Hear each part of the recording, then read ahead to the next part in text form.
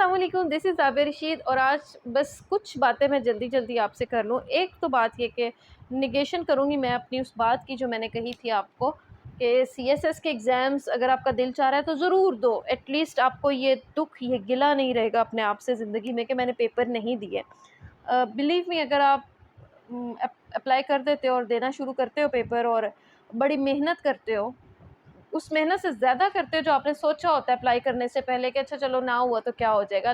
लेकिन आप जब मेहनत कर लेते हो, अपने अच्छे नोट्स बना लेते हो और फिर आपका पेपर क्लियर नहीं होता, यू डोंट क्वालिफ़ाई या यू क्वालिफ़ाई लेकिन आपकी एलोकेशन नहीं होती, समथिंग ब्रेक्स इनसाइड यू। और टॉकिंग अबाउट माई सेल्फ, मुझे कभी-कभी इतनी बुरी शॉक वेव्स आती थी, अ, मतलब एकदम एक दफ़ा तो ऐसे लगता है कि आपको किसी ने बर्फ़ वाले पानी के अंदर गोता दे दिया और आपको शिवर करने का भी टाइम नहीं मिला। इस तरह की अजीब-सी कि आपका बस दिल डूब जाता है और इंसान कहता है कि बस मेरे साथ ये क्या हो गया, एंड यू बिकम बिटर। वाक़ई यू बिकम बिटर। आप लोगों से आपको चिढ़ होने लग जाती है, you start hating people, literally you start hating people. और मतलब आप ठीक है, हर एक से को ना भी नफ़रत करो, आपको वाइब्स आपकी बड़ी स्ट्रॉन्ग, आपको फीलिंग्स आने लग जाती हैं लोगों से। आपको लोगों की बातें तीर की तरह लगती हैं। कोई बंदा अपनी भी कोई बात कर रहा है ना, यू फ़ील कि वो आपको ही की जा रही है। और आई फेल्ट माई सेल्फ कि मैं अपने आप को समझती थी मैं बहुत पॉजिटिव इंसान हूँ, मुझे ज़िंदगी में कोई चीज़ नेगेटिव नहीं कर सकती।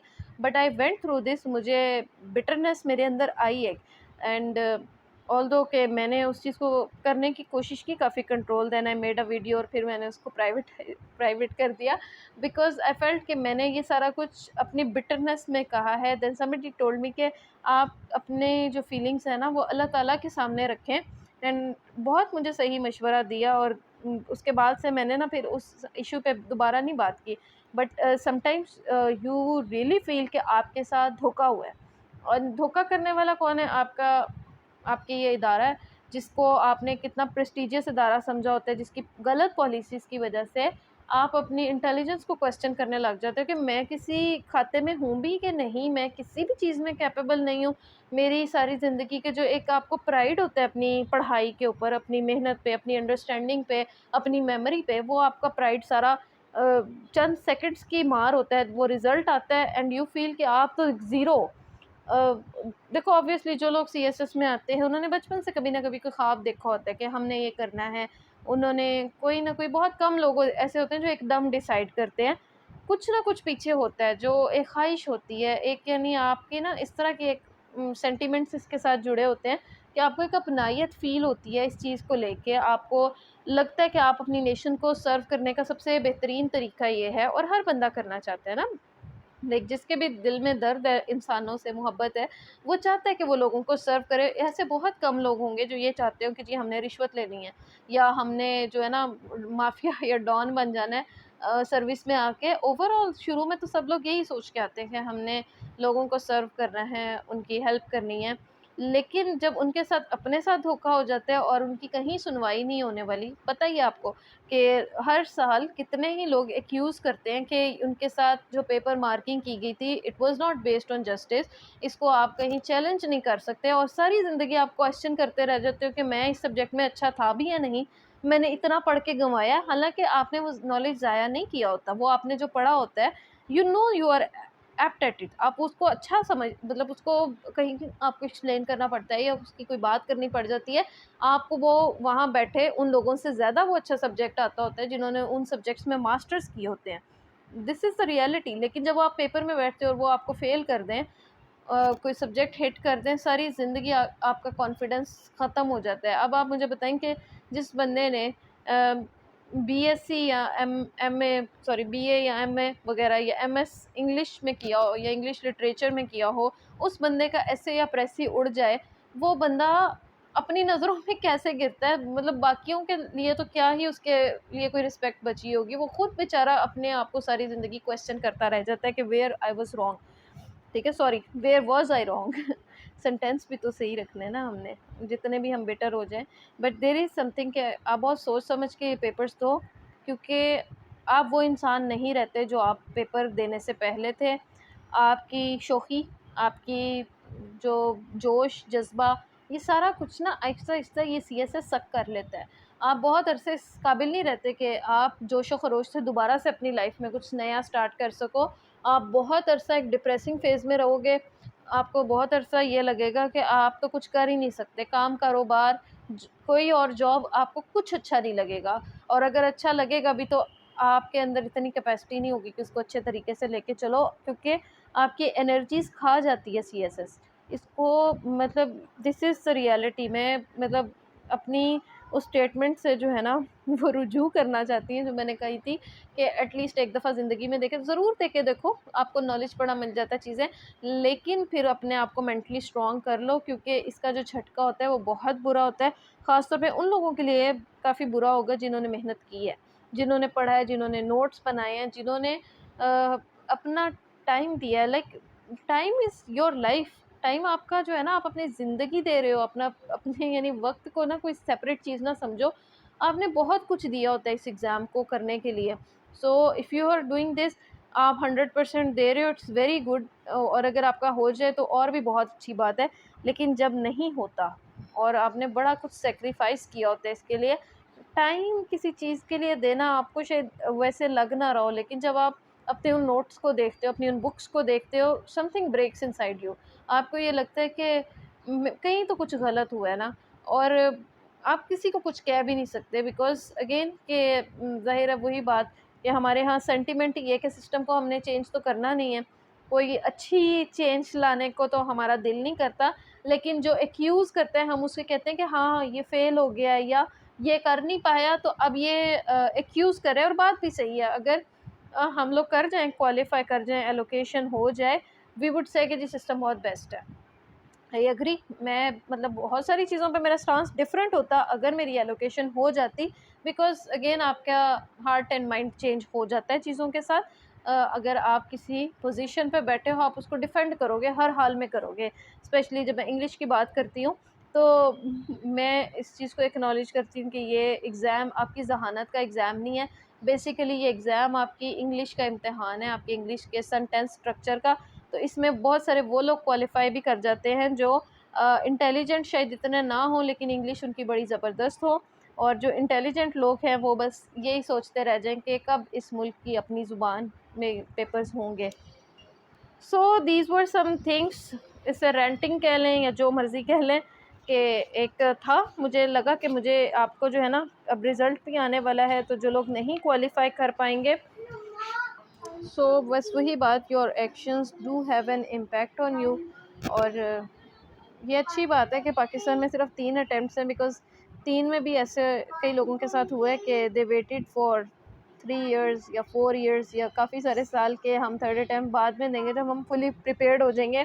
But you are never fully prepared for this exam, because again कि इसमें जो ये लक वाला फैक्टर है या पेपर मार्किंग वाला फैक्टर है, देयर आर थिंग्स कि आप मेहनत कर भी लो तो आपके साथ जो है ना एक ज़्यादती का एक इम्कान रहता है।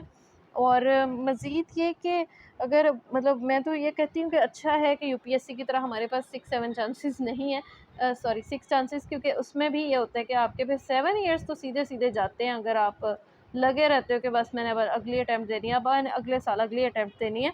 आपका बहुत ज़्यादा टाइम वेस्ट हो जाता है, और ये जो आपकी पीक प्रोडक्टिविटी के ईयर्स होते हैं ना 20 टू 30, तो इसमें जो आपको इतने ज़बरदस्त आइडियाज़ आ रहे होते हैं या एक जोश होता है कि मैंने कुछ कर दिखाना है, मैंने कुछ करना है। जब आप ये एग्ज़ाम्स फ़ेल करते हो या क्वालीफ़ाई मतलब फ़ेल क्या कहूँ मैं, अब आपको क्वालीफ़ाई नहीं होता, एलोकेशन नहीं होती, तो आप अपनी ज़हानत को क्वेश्चन करने लग जाते हो और आपको लगता है कि you are good for nothing, आप कुछ नहीं कर सकोगे।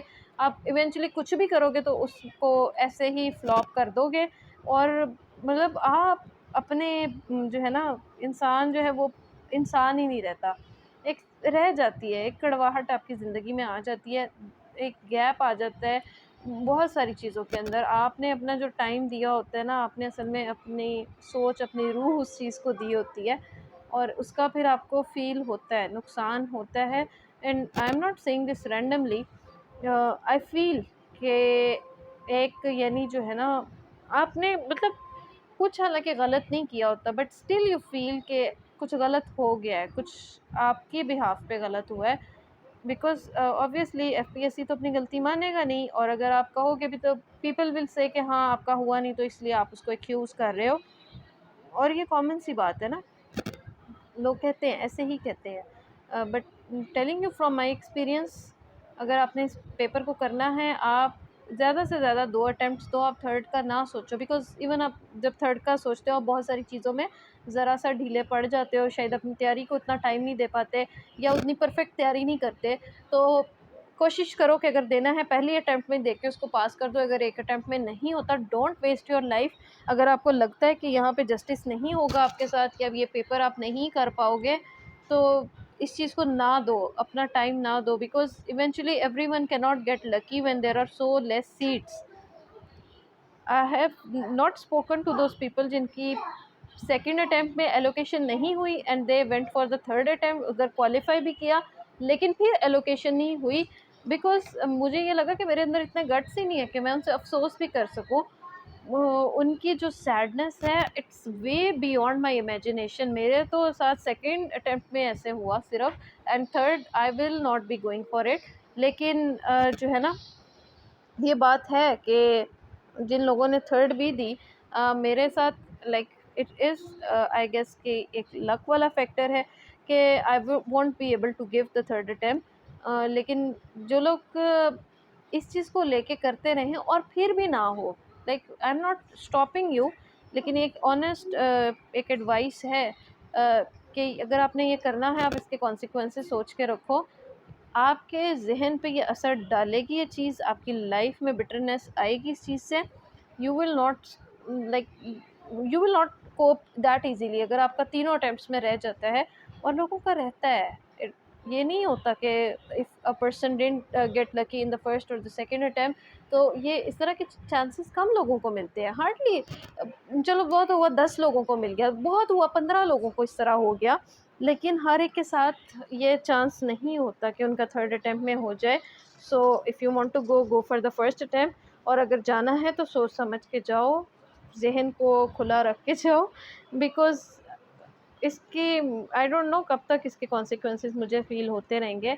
बट जिन ये जो है 3-4 महीने I have gone through it, तो मुझे ये लगता है कि आप पे बहुत बुरा असर डालता है। ये कोई अच्छा इम्पैक्ट नहीं डालता कि आपने क्वालिफ़ाई कर लिया था, बल्कि मुझे लगता है कि अगर क्वालिफ़ाई ना हुआ होता तो शायद इतना मैं डीपली उसको उसका इफ़ेक्ट ना लेती। मैं कहती कि हाँ, पहले कौन-सा हो गया था जो सेकंड में हो जाना था, but at least I tried. ये कह के तो बस एक मतलब बात जो है ना, शायद 2-3 महीनों तक रहती। But I don't know how deep impacts it will cause me, कि आप जब बहुत करीब से किसी चीज़ को छोड़ के आते हो, ठीक है उसको आप यानी वो बिलिटल करके भी देखो, उसको ये समझो, लेकिन कहीं न कहीं आपको एक रह जाता है, और मुझे लगता है कि मिनिमम आपको इससे निकलने में कोई 7-8 साल लगते होंगे। आई डोंट नो, शायद 7-8 साल बाद मैं कोई वीडियो बनाऊँ एंड आई विल से कि मुझे इसमें से निकलने में कितना टाइम लगा था। लेकिन मुझे लगता है कि जो लोग ये कहते हैं ना कि 7 या 8 साल लगे थे उन्हें, दे आर ट्रू। यानी ये बात जो है ना, किसी दिन ये like you are feeling good, आप कहते हो कि हाँ ठीक है, नहीं हुआ बस खैर है। बट किसी दिन आपको एक शॉक वेव सी आती है, आपको झटका लगता है कि देखो, एंड बिलीव मी कि कभी-कभी आपको आई नो शैतान की तरफ से इस तरह के ख्वाब आते हैं जो इंसान को दुःख देते हैं। तो ख्वाब भी आते हैं कि मतलब लाइक एफपीएससी कॉलिंग के कुछ मिस्टेक हो गई थी, आपका भी हो गया है, लाइक या समथिंग के मेरा नहीं हुआ, and the guilt and the that feeling of failure जो मेरे साथ एक रह गई है ना, वो मुझे ख्वाब में यानी नज़र आ रहा होता है, and I try to like shake it off, लेकिन फिर भी एक रह जाता है। So think before you are going for this paper, और अगर नहीं होता then believe me these feelings are true. ये जो डिप्रेशन और एनजाइटी होता है, और इससे निकलने की भी मैं बात करूँगी, जो स्ट्रेटजीज़ मैं अपना रही हूँ, लेकिन उसमें अब तक सबसे इफ़ेक्टिव यही रही है कि मैंने शुरू से ही ना हमेशा इस चीज़ को कहा कि जिनका क्वालिफ़ाई नहीं हुआ, लाइक आप उनसे इन टच रहो, उन लोगों के साथ, इवन इफ़ यू क्वालिफ़ाई, आप उन लोगों के साथ उनसे बात करो, उनसे पूछते रहो कि like how they are feeling और how they are like performing in life. और ख़ास तौर पे वो सीनियर आपसे काफ़ी साल पहले जिन्होंने दिया था और उनका क्वालिफाई नहीं हो रहा, वो लाइफ में क्या कर रहे हैं, you feel a lot better. उन लोगों को जब आप लाइफ में अच्छा फेयर करते देखते हो, आप उनकी ज़िंदगियों में सुकून और उनकी ज़िंदगियों में खुशी देखते हो ना, तो आपको एक बूस्ट मिलता है, आपको एक एनर्जी मिलती है कि हाँ ठीक है। लेकिन जैसे ही फिर मतलब ऑब्वियसली जो है इंस्टा वगैरह पे आप जो एक लेविश लाइफ़स्टाइल या मतलब वो चीज़ें देख रहे होते हो जो क्वालिफ़ायर्स के साथ हो रहा होता है, या जिन लोगों की एलोकेशंस हो गई होती हैं, तो एक आपके सेंस ऑफ डेप्राइवेशन, एक खला, एक चीज़ अंदर से ना आपको फ़ील होती है। सो लाइक बहुत सारी चीज़ें हैं इसके अंदर ना जो you can do to get rid of these feelings and these sad feelings specially. And those who are not able to qualify or get allocated, do comment and let me know if I am wrong anywhere in this.